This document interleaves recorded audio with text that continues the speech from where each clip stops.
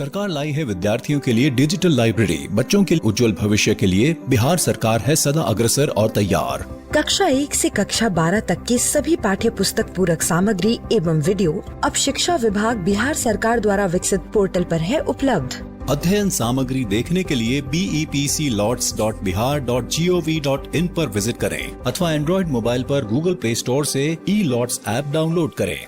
शिक्षकों, अभिभावकों एवं बच्चों से अनुरोध है कि इस ई-लाइब्रेरी का अधिक से अधिक लाभ उठाएं और अपनी पढ़ाई जारी रखें। हेलो बच्चों, कैसे हैं आप और कैसी चल रही है आपकी पढ़ाई?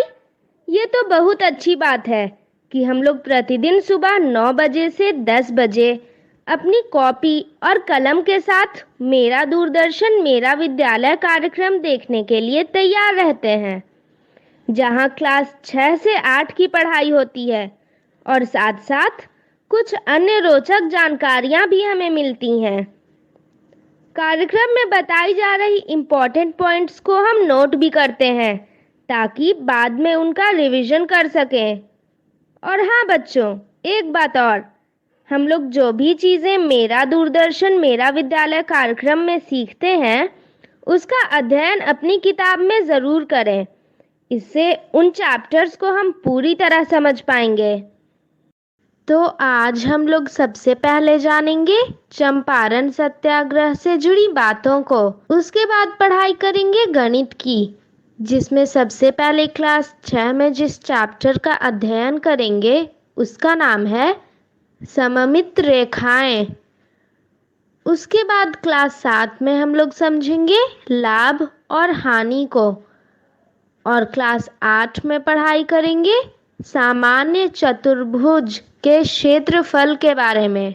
फिर हम भारत में उद्यमी बनने की रोमांचक कहानियां सीरीज के अंतर्गत देखेंगे एक प्रेरणादायक कहानी जिसका नाम है शहर का जगमगाता बिजनेस। तो चलिए शुरू करते हैं आज की गणित की क्लास मेरा दूरदर्शन मेरा विद्यालय के साथ। चंपारण सत्याग्रह की कहानी। पिछली बार हमने ये जाना कि गांधी जी 1917 में पहली बार पटना पहुंचे और वहां उनके पुराने सहपाठी मजरूल हक मिले। उन्होंने गांधी जी को मुजफ्फरपुर जाने का रास्ता बताया। गांधी जी ने मुजफ्फरपुर में कृपलानी जी के घर रुकना तय किया। कृपलानी जी ने अपने छात्रों को गांधी जी को स्टेशन से लाने की जिम्मेदारी दे दी थी। उस समय कृपलानी जी कुंवारे थे, हॉस्टल के एक रूम में रहते थे। वो भागे भागे प्रोफेसर मलकानी जी, जो कि हॉस्टल के प्रभारी थे, उनके यहाँ गए और गांधी जी को अपने यहाँ पे ठहराने की विनती करी। मलकानी जी खुशी खुशी राजी हो गए। श्रीमती मलकानी जी गांधी जी की आरती उतारना चाहती थी, लेकिन नारियल की कमी थी। तो फिर कृपलानी जी ने रात में पेड़ पर चढ़कर नारियल तोड़ा, जिससे उनके जांघ में चोट भी आ गई।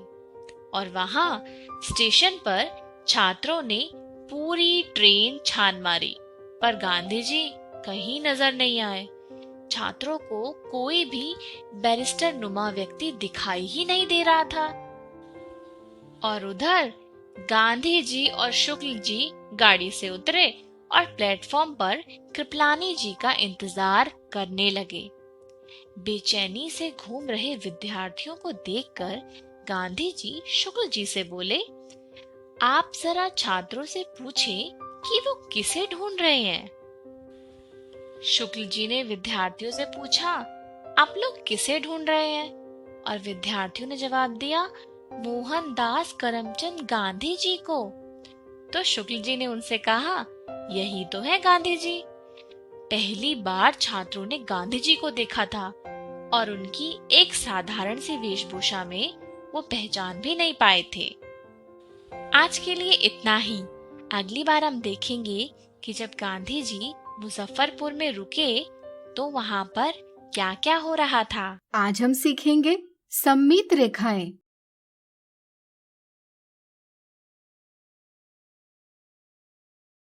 पिछले वीडियो में हमने सीखा कि एक ऐसी आकृति जो बराबर संतुलित अनुपात में है एक सममित यानी सिमेट्रिक आकृति कहलाती है। जैसे दी आकृतियां सममित है, इनकी समझ और अच्छे से बनाते हुए चलिए अब जानते हैं सममित रेखाएं यानी लाइन ऑफ सिमेट्री क्या होती है। चलिए इसे एक गतिविधि से समझें। एक कागज लीजिए, कैंची के उपयोग से इसमें से अंग्रेजी के अक्षर ए का आकार काट लीजिए। क्या आप बता सकते हैं कि यह आकृति सममित है या नहीं? सोचिए सोचिए। बिल्कुल सही। अगर हम इसका बायां आधा भाग दाएं आधे भाग पर रखते हैं तो वे एक दूसरे से पूर्णतया मिलते नजर आते हैं।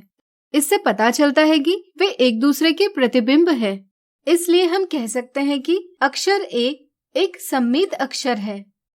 जरा सोचिए, अगर हम ए को इस तरह मोड़े कि उसका ऊपर का आधा भाग नीचे के आधे भाग पर आए, तो क्या इससे भी हमें ज्ञात होता है कि ए सममित है या नहीं? सोचिए सोचिए। बिल्कुल सही। इससे हमें ए सममित प्रतीत नहीं होता। दोनों स्थितियों के आधार पर हम यह कह सकते हैं कि आकृति की सममिति किसी विशिष्ट रेखा के अनुदिश मोड़ने पर ही स्पष्ट होती है। जैसे यहाँ ए के मध्य से जाने वाली ऊर्ध्वाधर रेखा से। ऐसी रेखा जिसके अनुदिश मोड़े जाने पर आकृति का आधा भाग दूसरे आधे भाग से पूर्णतया मिलता जुलता है, एक सममित रेखा कहलाती है। इसे ही हम दर्पण रेखा भी कहते हैं। ए के संदर्भ में हम कह सकते हैं कि यह सिर्फ एक सममित रेखा वाली आकृति है, लेकिन कुछ आकृतियों में एक से ज्यादा सममित रेखाएं देखी जा सकती है। जैसे इस आकृति को देखिए, क्या इसमें कोई सममित रेखा है? सोचिए सोचिए। बिल्कुल सही। यहाँ हम इस प्रकार दो सममित रेखाएं ज्ञात कर सकते हैं। इनके अलावा और कोई भी सममित रेखा ज्ञात नहीं की जा सकती। कुछ आकृतियों में दो से भी अधिक सममित रेखाएं होती है। जैसे एक वर्ग की सममिति, इसे इन चार रेखाओं के अनुदिश मोड़ने पर देखी जा सकती है, यानी कि वर्ग में चार सममित रेखाएं होती है। इसी तरह चलिए ज्यामिति के कुछ और आकारों में सममित रेखाओं की संख्या ज्ञात करें। एक आयत की सममिति, इसे इन दो रेखाओं के अनुदिश मोड़ने पर देखी जा सकती है, यानी कि आयत में दो सममित रेखाएं होती है। एक समचतुर्भुज यानी रोम्बस की बात करें तो इसकी सममिति, इसे इन दो रेखाओं के अनुदिश मोड़ने पर देखी जा सकती है, यानी कि समचतुर्भुज में दो सममित रेखाएं होती है। इसी प्रकार एक समबाहु त्रिभुज यानी इक्विलैटरल ट्रायंगल में तीन सममित रेखाएं देखी जा सकती है। लेकिन अगर हम वृत्त यानी सर्कल की बात करें तो इसके केंद्र से जाने वाली किसी भी रेखा के अनुदिश मोड़ने पर वृत्त की सममिति देखी जा सकती है। चूंकि एक वृत्त के केंद्र से अनंत रेखाएं जा सकती है, इसलिए वृत्त की अपरिमित रूप से अनेक सममित रेखाएं होती है। अब आप 5 अलग अलग आकार लेकर सममित रेखाओं की संख्या खुद से ज्ञात कीजिए। तो आज हमने सीखा सममित रेखाएं। नीचे दी गई आकृति में सममित रेखाएं खींचिए। पिछले वीडियो में हमने सीखा कि ऐसी रेखा जिसके अनुदिश मोड़े जाने पर आकृति का आधा भाग दूसरे आधे भाग से पूर्णतया मिलता जुलता है, एक सममित रेखा यानी लाइन ऑफ सिमेट्री कहलाती है। यहाँ हम देखते हैं कि अगर हम केंद्र से जाती हुई ऊर्ध्वाधर यानी वर्टिकल रेखा खींचेंगे तो यह दी आकृति को दो ऐसे भागों में विभाजित करती है जो एक दूसरे से पूर्णतया मिलते जुलते हैं, यानी कि यह एक सममित रेखा है। इसी तरह हम दी आकृति में कुल 8 सममित रेखाएं खींच सकते हैं। अगला उदाहरण, दी आकृतियों को देखकर ज्ञात कीजिए आकृतियां जिनमें सिर्फ एक सममित रेखा है, आकृतियां जिनमें 2 सममित रेखाएं हैं, आकृतियां जिनमें 2 से अधिक सममित रेखाएं हैं, आकृतियां जिनमें कोई भी सममित रेखा नहीं है। आकृति ए की बात करें तो इसे ऊर्ध्वाधर में आधे से मोड़ने पर आकृति का आधा भाग दूसरे आधे भाग से पूर्णतया मिलता जुलता है। इसके अलावा किसी भी प्रकार से मोड़ने पर हमें दो एक दूसरे से मिलते जुलते भाग प्राप्त नहीं होते। इसलिए हम कह सकते हैं कि पहली आकृति में सिर्फ एक सममित रेखा है। इसी प्रकार अगर हम देखेंगे तो G, H और I इनमें से प्रत्येक आकृति में सिर्फ एक सममित रेखा है। इसलिए ये सभी ऐसी आकृतियां हैं जिनमें सिर्फ एक सममित रेखा है।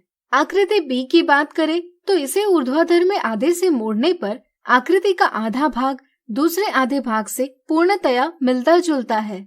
साथ ही साथ अगर इसे क्षैतिज में आधे से मोड़े तब भी इसके दोनों भाग एक दूसरे से पूर्णतया मिलते जुलते हैं।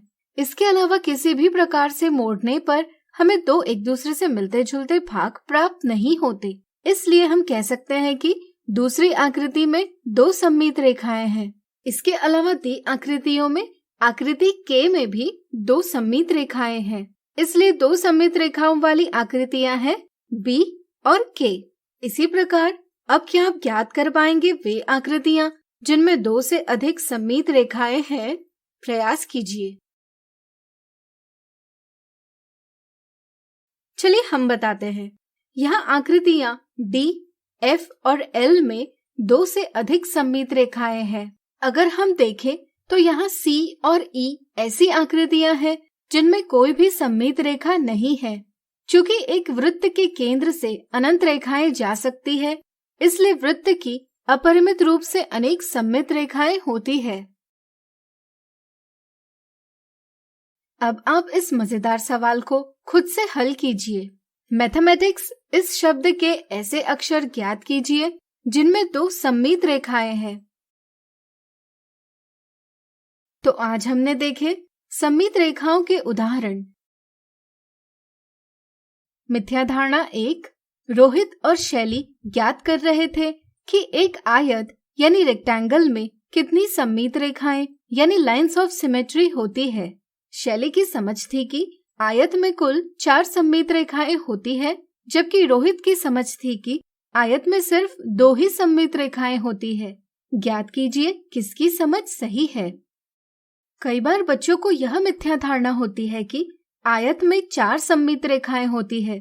इसका एक कारण यह है कि बच्चे आयत के मध्य से जाती हुई ऊर्ध्वाधर और क्षैतिज रेखाओं के साथ साथ विकर्ण यानी डायगोनल से जाती हुई रेखाओं को भी सममित रेखाएं समझ लेते हैं। वे समझते हैं कि शैली की समझ सही है, इसलिए ऑप्शन 2 जवाब देते हैं, जो कि एक गलत जवाब है। अगर आयत को लंबाई की ओर या चौड़ाई की ओर मध्य से मोड़ा जाए तो हमें दोनों स्थितियों में दो एक दूसरे से मिलते जुलते भाग प्राप्त होते हैं। लेकिन किसी विकर्ण से जाती हुई रेखा की ओर मोड़ा जाए तो प्राप्त होने वाले भाग एक दूसरे से मिलते जुलते नहीं होते। इसलिए आयत में सिर्फ 2 ही सममित रेखाएं होती है। यह रोहित की समझ सही है, यानी कि ऑप्शन 1 सही जवाब है। अब चलिए जानते हैं सममित रेखाओं से संबंधित कुछ गलतियों के बारे में। अगर बच्चों को पूछा जाए कि वृत्त यानी सर्कल में कितनी सममित रेखाएं होती है, तो बच्चे सममित रेखाओं की समझ का प्रयोग किए बिना बताते हैं कि वृत्त में सममित रेखाएं नहीं होती। कुछ बच्चे केंद्र से न जाने वाली रेखाएं खींचते हैं, जिससे उन्हें 2 ऐसे भाग प्राप्त होते हैं जो एक दूसरे से मिलते जुलते नहीं। इसलिए वे समझ लेते हैं कि वृत्त में कोई भी सममित रेखा नहीं होती, लेकिन यह गलत समझ है। वृत्त के केंद्र से जाती हुई कोई भी रेखा वृत्त को 2 एक दूसरे से मिलते जुलते भागों में विभाजित करती है। चूंकि ऐसी हम अपरिमित रूप से अनेक रेखाएं खींच सकते हैं, इसलिए सही समझ यह है कि वृत्त में अपरिमित रूप से अनेक सममित रेखाएं होती है। अगर बच्चों को किसी आकृति में सममित रेखाएं खींचने के लिए कहा जाए और इनकी संख्या ज्ञात करने के लिए कहा जाए, तो कुछ बच्चे आकृति में सममित रेखाएं तो सही प्रकार से खींचते हैं, लेकिन जब वे इन्हें गिनते हैं तो वे जिस स्थान से शुरू करते हैं, गिनती करते हुए उसी स्थान पर वापस आते हैं और अपनी गिनती जवाब के रूप में बताते हैं। जैसे यहाँ वे बताते हैं एक वर्ग यानी स्क्वायर में 8 सममित रेखाएं होती है। वे यह ध्यान नहीं रखते, वे रेखाओं की 2 बार गिनती कर रहे हैं, इसलिए गिनती करते हुए ध्यान रहे प्रत्येक रेखा को सिर्फ 1 बार गिनना चाहिए। इसलिए ध्यान रहे वर्ग में 4 सममित रेखाएं होती है। तो आज हमने देखी सम्मित रेखाओं से संबंधित मिथ्या धारणा और कुछ गलतियाँ।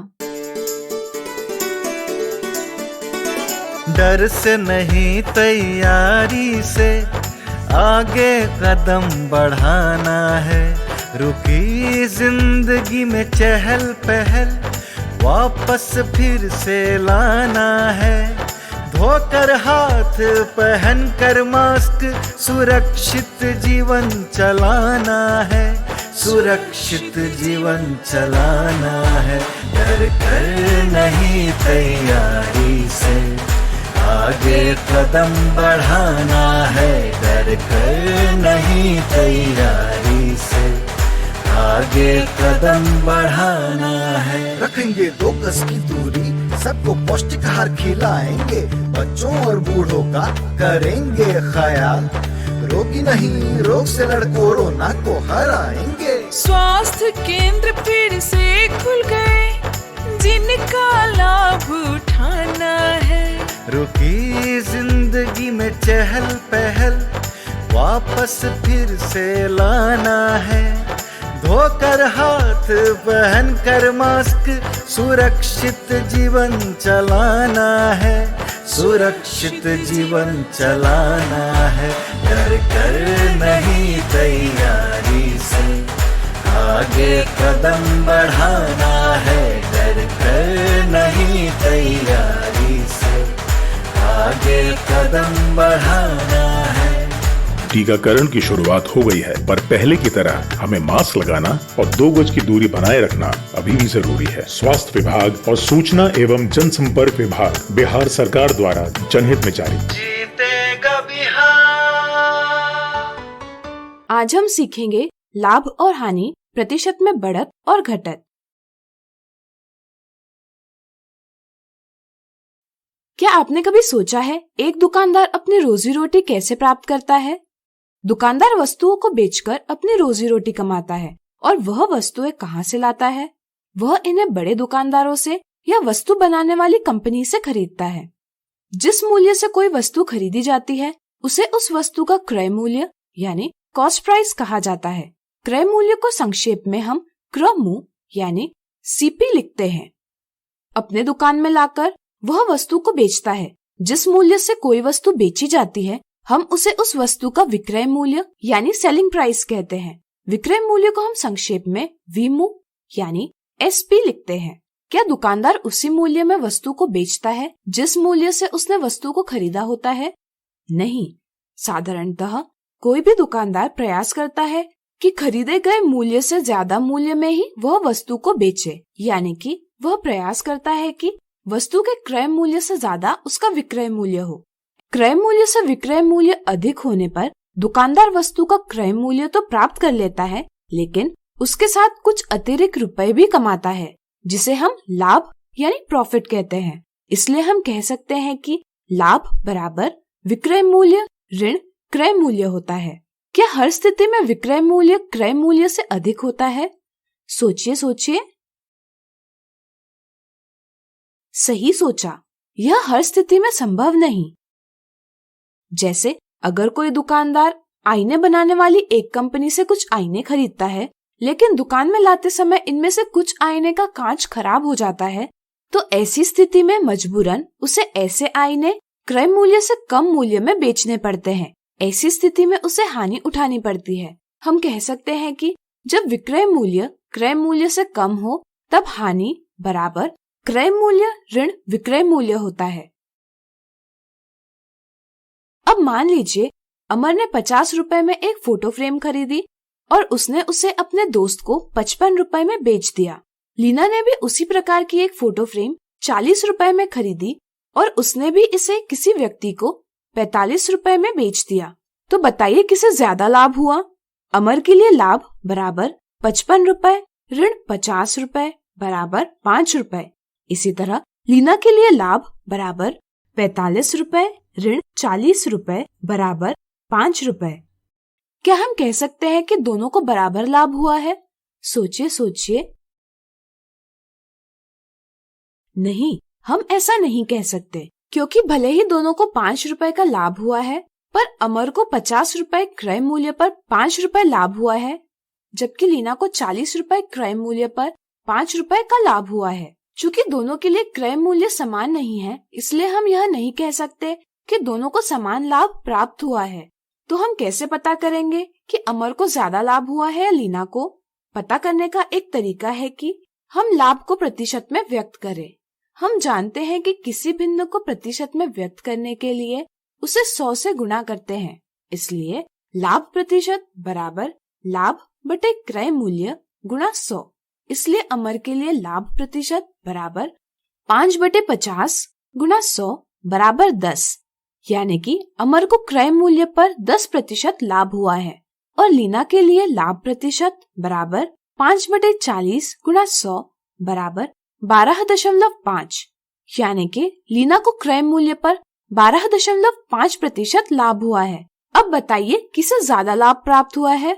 सोचिए सोचिए। सही सोचा।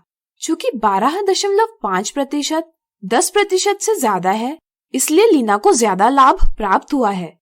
इसी तरह हम हानि को भी प्रतिशत में व्यक्त कर सकते हैं। जैसे अगर अमर ने 50 रुपए की फोटो फ्रेम 42 रुपए में बेची होती तो उसे 8 रुपए की हानि हुई होती, यानी कि इस स्थिति में अमर को क्रय मूल्य 50 रुपए पर 8 रुपए की हानि होगी। चूँकि किसी भिन्न को प्रतिशत में व्यक्त करने के लिए हम उसे 100 से गुणा करते हैं, इसलिए अमर के लिए हानि प्रतिशत बराबर हानि बटे क्रय मूल्य गुणा 100। याद रहे, लाभ हो या हानि हमेशा क्रय मूल्य पर प्राप्त की जाती है।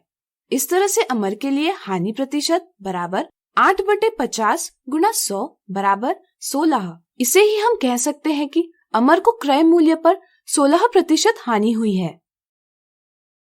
इसी तरह अगर लीना ने 40 रुपए की फोटो फ्रेम 32 रुपए में बेची होती तो उसे 8 रुपए की हानि हुई होती। इसलिए लीना के लिए हानि प्रतिशत बराबर 8/40 गुणा 100 बराबर 20, या हम कहेंगे लीना को क्रय मूल्य पर 20% हानि हुई है।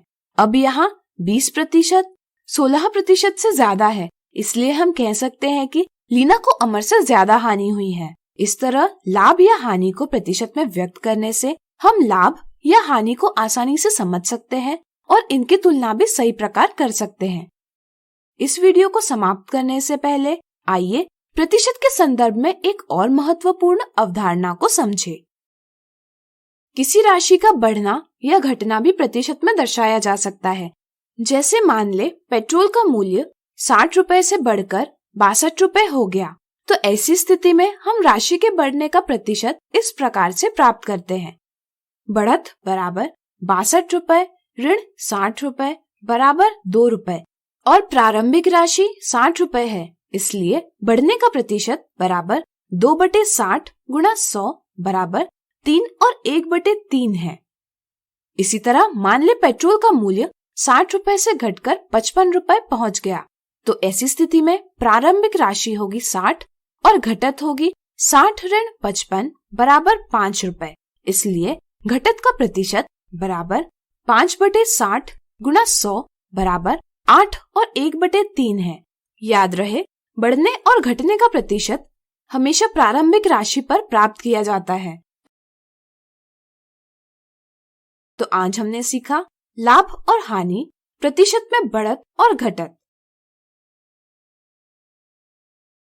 एक व्यक्ति ने 12,800 रुपए में एक टेलीविजन खरीदा और 12% हानि से बेच दिया।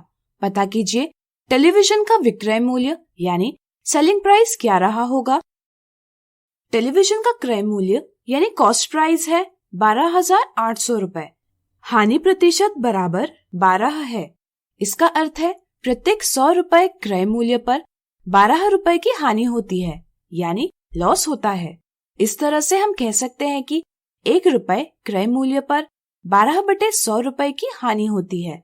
इस तरह से कुल 12,800 रुपए पर प्राप्त हानि बराबर 12,800 रुपए गुना 12/100 बराबर 1,536 रुपए। टेलीविजन का विक्रय मूल्य बराबर क्रय मूल्य ऋण हानि या selling price is equal to cost price minus loss. विक्रय मूल्य बराबर 12,800 रुपए ऋण 1,536 रुपए बराबर 11,264 रुपए। अतः टेलीविजन का विक्रय मूल्य है 11,264 रुपए।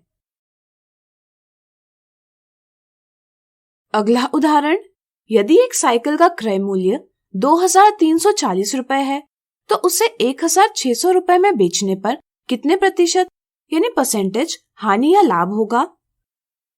साइकिल का क्रय मूल्य बराबर 2,340 रुपए, विक्रय मूल्य बराबर 1,600 रुपए।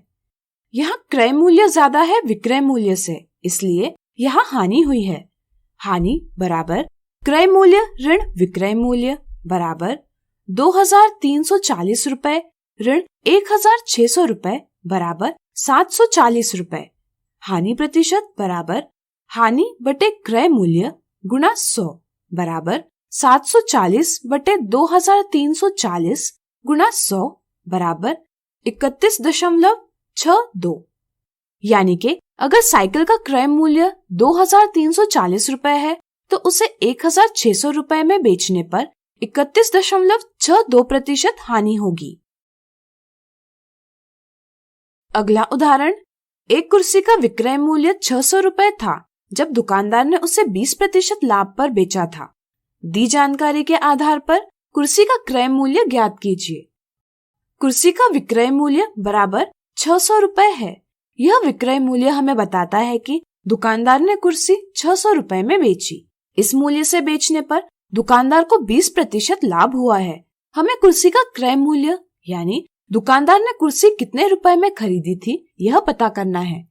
पिछले वीडियो में हमने सीखा लाभ प्रतिशत बराबर लाभ बटे क्रय मूल्य गुणा 100, यानी कि 20 बराबर लाभ बटे क्रय मूल्य गुणा 100। इस तरह से 20 बटे 100 बराबर लाभ बटे क्रय मूल्य, यानी कि लाभ बराबर 20 बटे 100 गुणा क्रय मूल्य।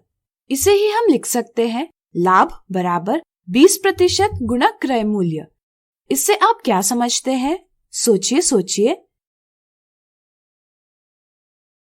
बिल्कुल सही, क्रय मूल्य का 20% भाग लाभ है। इस तरह से अगर आपको P% लाभ दिया होगा तो इसका अर्थ होगा क्रय मूल्य का P% भाग लाभ है। इसी प्रकार अगर आपको हानि दी होगी L% तो इसका अर्थ होता है क्रय मूल्य का L% भाग हानि है। अब जैसा कि आप जानते हैं लाभ बराबर विक्रय मूल्य ऋण क्रय मूल्य, इसीलिए हम कह सकते हैं कि विक्रय मूल्य ऋण क्रय मूल्य बराबर 20 बटे 100 गुना क्रय मूल्य बराबर 1/5 गुना क्रय मूल्य। इसे व्यवस्थित करके हम लिख सकते हैं विक्रय मूल्य बराबर 1/5 गुना क्रय मूल्य धन क्रय मूल्य। यहाँ अगर हम गुणन के वितरण गुण का प्रयोग करते हुए क्रय मूल्य को कोष्टक के बाहर लिखते हैं तो कोष्टक के अंदर 1/5 धन 1 रह जाएंगे। चूँकि 1/5 धन 1 बराबर 1/5 धन 5/5 बराबर 6/5 है, इसलिए विक्रय मूल्य बराबर 6/5 गुना क्रय मूल्य है।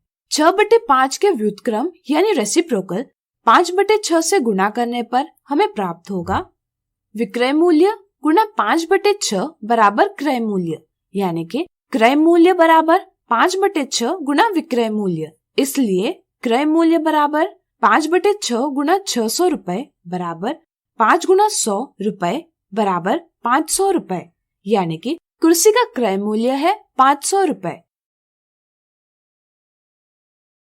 तो आज हमने देखा लाभ और हानि के उदाहरण।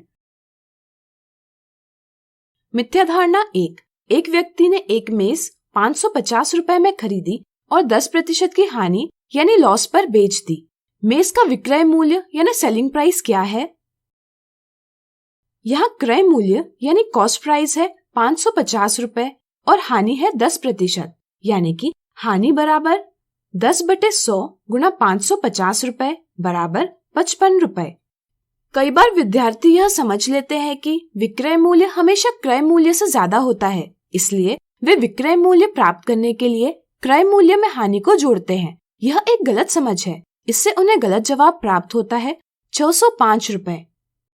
सही समझ यह है कि विक्रय मूल्य क्रय मूल्य से कम हो सकता है, जैसे यहाँ हानि हुई है। इसका अर्थ है विक्रय मूल्य क्रय मूल्य से कम है, यानी कि क्रय मूल्य से हानि को घटाकर विक्रय मूल्य प्राप्त किया जा सकता है। इसलिए विक्रय मूल्य बराबर 550 रुपए ऋण 55 रुपए बराबर 495 रुपए। इसलिए सही जवाब है ऑप्शन 2। मिथ्या धारणा 2।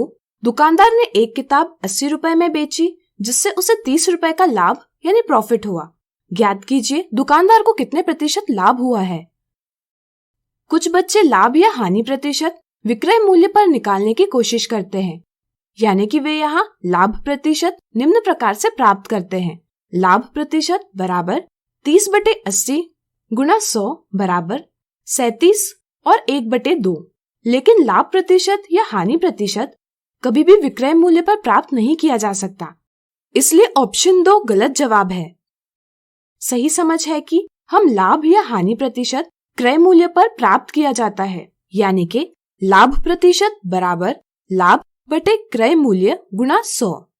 हमें विक्रय मूल्य पता है लेकिन क्रय मूल्य नहीं पता, तो आइए क्रय मूल्य पता करें। चूंकि लाभ बराबर विक्रय मूल्य ऋण क्रय मूल्य, इसलिए क्रय मूल्य बराबर विक्रय मूल्य ऋण लाभ बराबर 80 रुपए ऋण 30 रुपए बराबर 50 रुपए। इस तरह से यहाँ लाभ प्रतिशत बराबर 30/50 गुणा 100 बराबर 60 है, यानी कि लाभ 60% हुआ है। इसलिए सही जवाब है ऑप्शन 1। इस तरह से आज हमने देखी लाभ और हानि से संबंधित मिथ्या धारणाएं।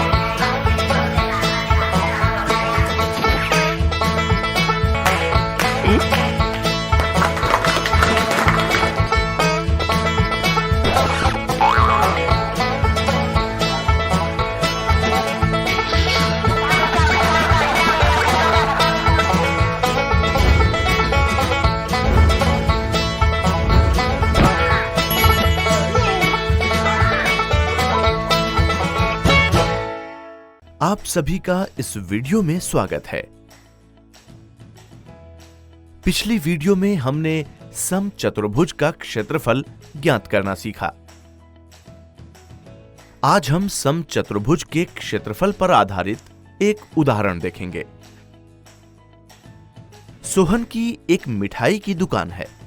वो बर्फी बनाते हुए सोचता है कि प्रत्येक बर्फी के विकर्ण 4 सेंटीमीटर तथा 2.5 सेंटीमीटर हों। वो सभी बर्फियों पर वर्क लगाना चाहता है, जिसकी कीमत 1500 रुपए वर्ग मीटर है। यदि एक डिब्बे में 50 बर्फी हैं, तो क्या आप सोहन को बता सकते हैं कि वर्क लेने की कुल कीमत कितनी होगी? जैसा कि आप देख सकते हैं कि हर बर्फी के ऊपरी हिस्से पर वर्क लगाया जाएगा। अतः इस स्थिति में सभी बर्फियों के ऊपरी हिस्से का क्षेत्रफल ज्ञात करना होगा। बर्फी एक समचतुर्भुज है और हम पिछली वीडियो में पढ़ चुके हैं कि समचतुर्भुज का क्षेत्रफल विकर्णों के गुणनफल का 1/2 होता है।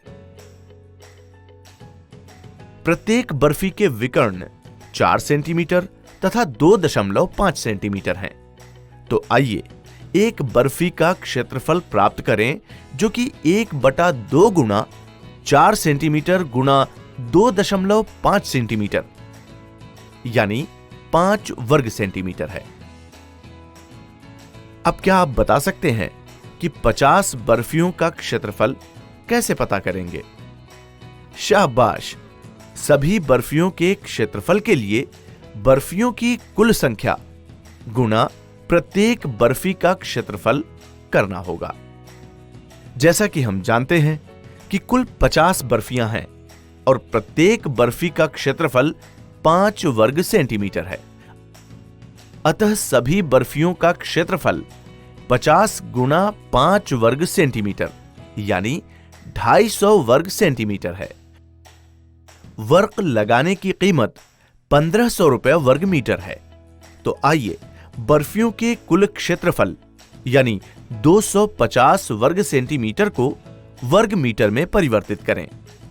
जैसा कि हम जानते हैं कि 1 मीटर में 100 सेंटीमीटर होते हैं, अतः 1 वर्ग मीटर में 10,000 वर्ग सेंटीमीटर होंगे।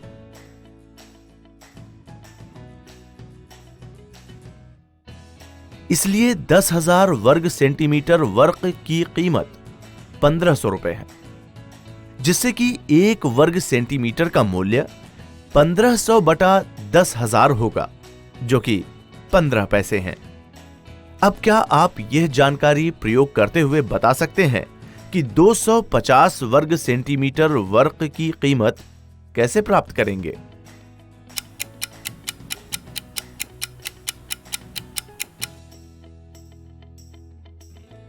$250 वर्ग सेंटीमीटर वर्क की कीमत 15 पैसे गुना 250 होगी, जो कि 37.50 रुपए है।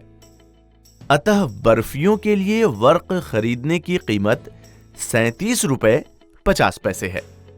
आज इस वीडियो में हमने समचतुर्भुज के क्षेत्रफल पर आधारित उदाहरण समझा। आप सभी का इस वीडियो में स्वागत है।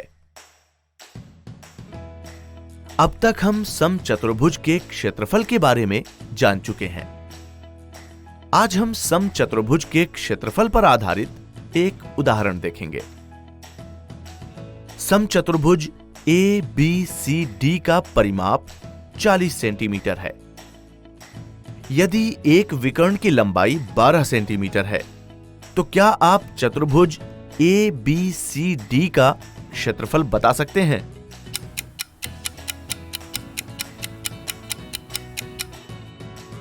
इस प्रश्न में केवल एक ही विकर्ण AC की लंबाई दी गई है। अब सवाल यह है कि दूसरे विकर्ण BD की लंबाई कैसे पता करें? इस स्थिति में समचतुर्भुज के विकर्णों की विशेषताएं की सहायता ले सकते हैं।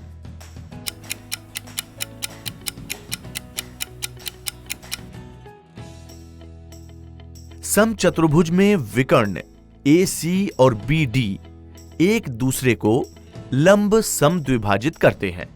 AC BD पर लंब है तथा AO बराबर CO और BO बराबर DO है।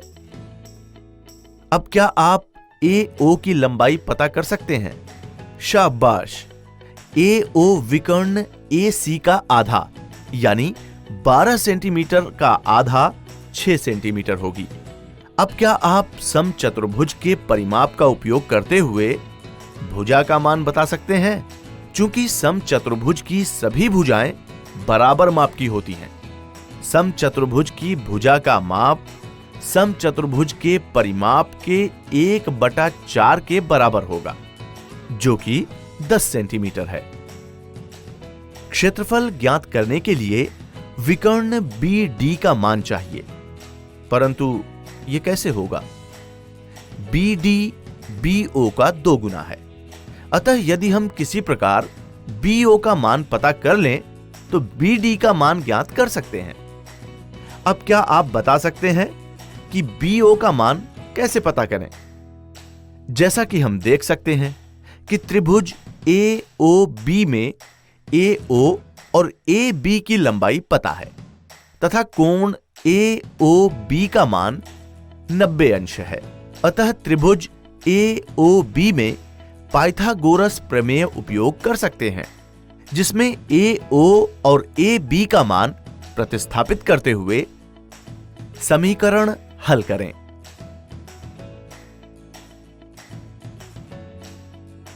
तो BO का मान 8 सेंटीमीटर मिलता है। BD BO का 2 गुना है। OB का मान 8 सेंटीमीटर रखने पर विकर्ण BD की लंबाई 16 सेंटीमीटर मिलती है। चलिए अब समचतुर्भुज का क्षेत्रफल ज्ञात करें। जैसा कि हम पढ़ चुके हैं कि समचतुर्भुज का क्षेत्रफल विकर्णों की लंबाई के गुणनफल का आधा होता है।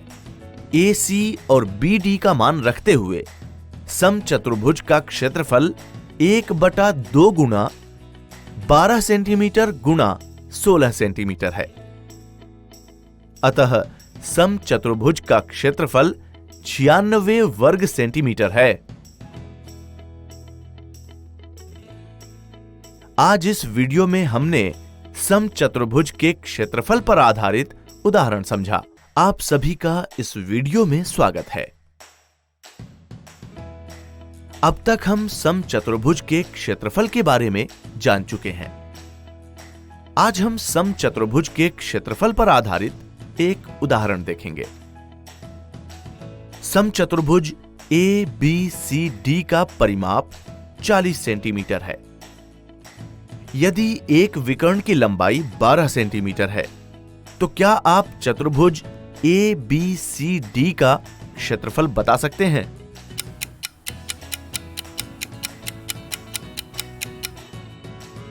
इस प्रश्न में केवल एक ही विकर्ण AC की लंबाई दी गई है। अब सवाल यह है कि दूसरे विकर्ण BD की लंबाई कैसे पता करें? इस स्थिति में समचतुर्भुज के विकर्णों की विशेषताएं की सहायता ले सकते हैं।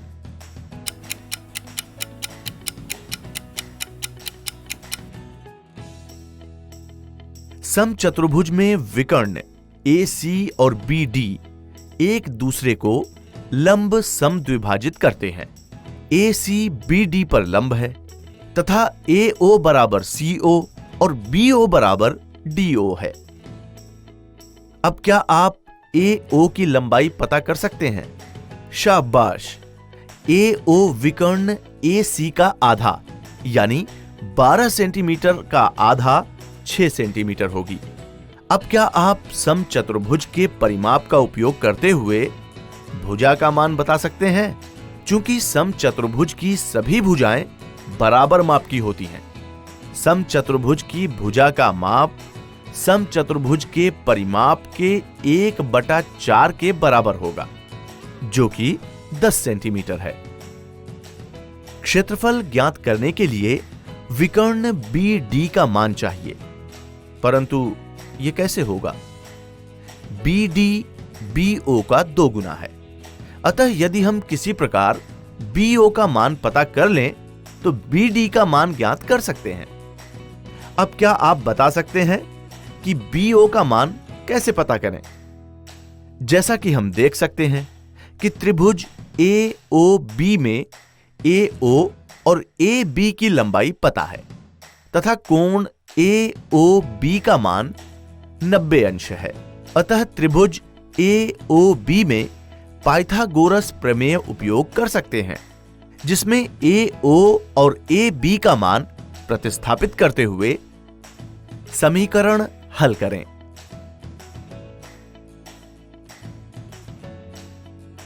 तो BO का मान 8 सेंटीमीटर मिलता है। BD BO का 2 गुना है।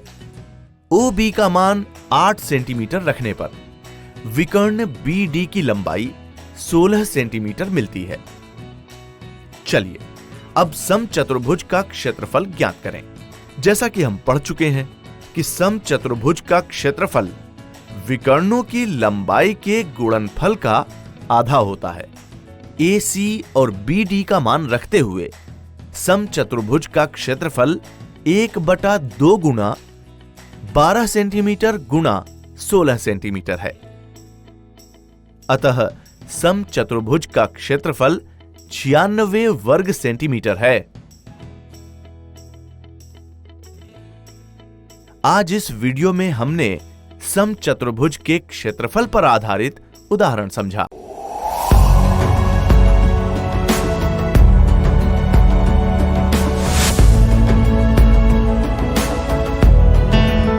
नमस्कार।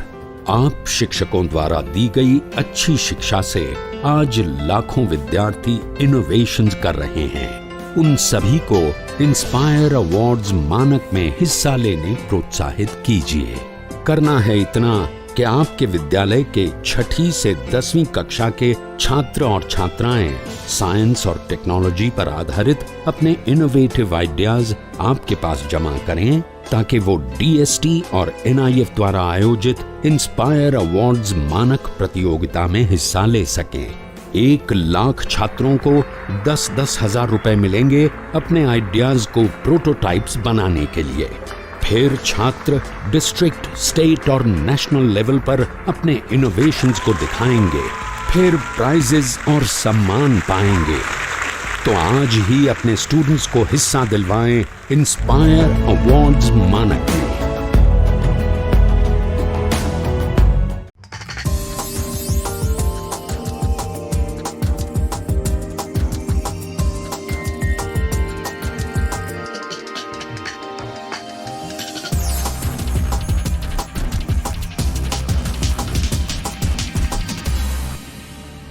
संजय गांधी जैविक उद्यान जू आउटरीच प्रोग्राम में आज हम हॉग डियर यानी पाढ़ा हिरन और बार्किंग डियर यानी काकर हिरन के पास चलेंगे।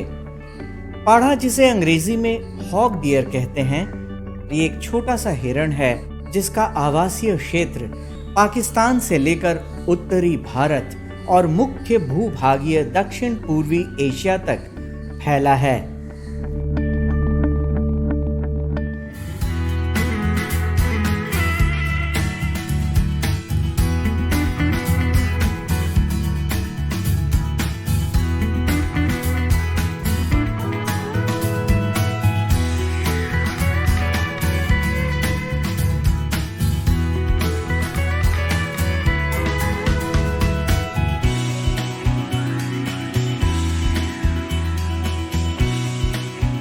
पाढ़ा हिरन अंतर्राष्ट्रीय प्रकृति संरक्षण संघ IUCN की संकटग्रस्त प्राणियों की सूची में शामिल है। इसकी औसत आयु 15 से 20 वर्ष तक होती है और इसका वजन 35 से 45 किलोग्राम तक होता है। ये आकार में बहुत छोटे होते हैं। नर पाढ़ा हिरन की ऊंचाई 65 से 75 सेंटीमीटर और मादा पाढ़ा हिरन की ऊंचाई 60 से 65 सेंटीमीटर तक होती है, जबकि इनकी लंबाई 105 से 115 सेंटीमीटर तक होती है। इनका अगला पैर पिछले पैर से ज्यादा छोटा होता है। ये ज्यादातर समूह के बजाय एकांत में रहना पसंद करते हैं और इनके समूह में अधिक से अधिक 2 से 5 पाढ़ा हिरणों की संख्या होती है। हॉग डियर पूर्णतः शाकाहारी होते हैं। ये केवल वनस्पति खाते हैं। इनके आहार में घास, हरी पत्ती, फल फूल और गिरे हुए पत्ती शामिल है। इनका गर्भकाल 210 से 240 दिनों का होता है। नर पाढ़ा हिरन के ऊपर सींग होता है। जब हम इनके मॉर्फोलॉजिकल फीचर्स की बात करते हैं तो इसमें चीतल से ही मिलते जुलते जो इनके स्किन का कोट होता है वो पाया जाता है। इस पे भी स्पॉट्स होते हैं, लेकिन ये उतने प्रोमिनेंट नहीं होते हैं जितने कि चीतल में पाया जाता है। इनका हाइट भी चीतल से कम होता है। जो मेल होते हैं उनमें एंटलर्स पाया जाता है, फीमेल में नहीं होता है, जिसे ये एनुअली शेड कर देते हैं। 3 साल में जो फीमेल होती हैं वो एडल्ट हो जाती हैं और गर्भ धारण कर सकते हैं। इसके अतिरिक्त ये मेनली ये हर्बीवोर हैं और घास, कंदमूल और पत्तियाँ इत्यादि खा करके अपना जीवन यापन करते हैं। इनको शेड्यूल 3 में रखा गया है वाइल्ड लाइफ प्रोटेक्शन एक्ट में। पटना जू में इनकी संख्या लगभग 40 के आसपास है और इनके लिए काफ़ी नेचुरलिस्टिक इनक्लोजर है जिसमें बड़े बड़े वृक्षों को देखा जा सकता है। बार्किंग डियर यानी काकर हिरन अन्य हिरणों की तरह ही स्तनधारी जानवर है। यह अपनी सुंदर आंखें और बुद्धिमत्ता के लिए जाना जाता है। ये बहुत ही चंचल होता है, जिसके कारण लोग इसे बेहद पसंद करते हैं। ये संभवतः सभी प्रजातियों के हिरणों में सबसे पुराना है। इसे धरती पर 150 से 350 लाख वर्ष पूर्व देखा गया। इसके जीवाश्म फ्रांस, जर्मनी और पोलैंड में पाए गए हैं। इसका वैज्ञानिक नाम मुंटियाकस मुंचाक है। आज इसकी जीवित प्रजाति दक्षिण एशिया के मूल निवासी हैं और ये भारत से लेकर श्रीलंका, चीन, दक्षिण पूर्वी एशिया, इंडो चाइना, पूर्वी हिमालय और म्यांमार में पाए जाते हैं। नर काकर हिरण का वजन मादा काकर हिरण से थोड़ा ज्यादा होता है। नर काकर हिरण का वजन 14 से 28 किलोग्राम होता है। इसका औसतन जीवन काल 18 से 25 वर्ष का होता है। इसके बाल छोटे और मुलायम होते हैं। बालों का रंग भूरा या स्लेटी होता है और कभी-कभी उनमें सफेदी भी झलकती है।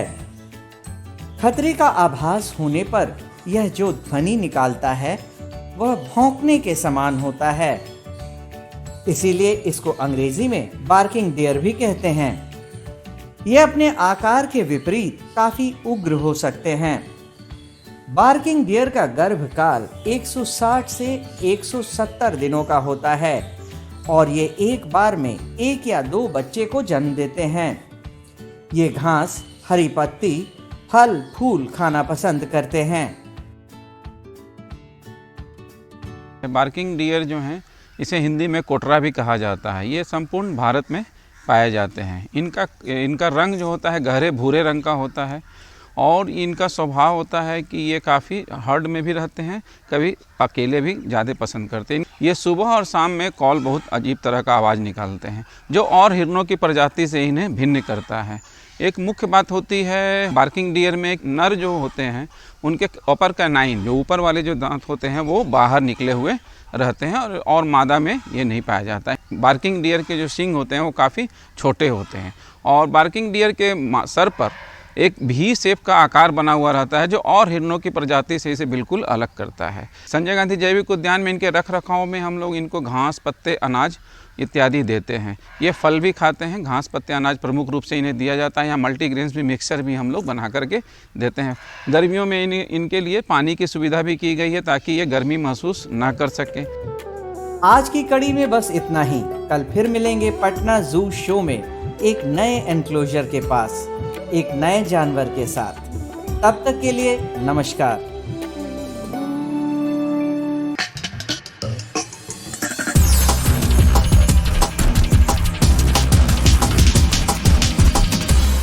तो आशा करती हूँ बच्चों आज के एपिसोड में आपने जरूर कुछ नया सीखा होगा। तो घर पर रहें, पढ़ते रहें, बढ़ते रहें। मिलते हैं अगले एपिसोड में। बाय बाय बच्चों।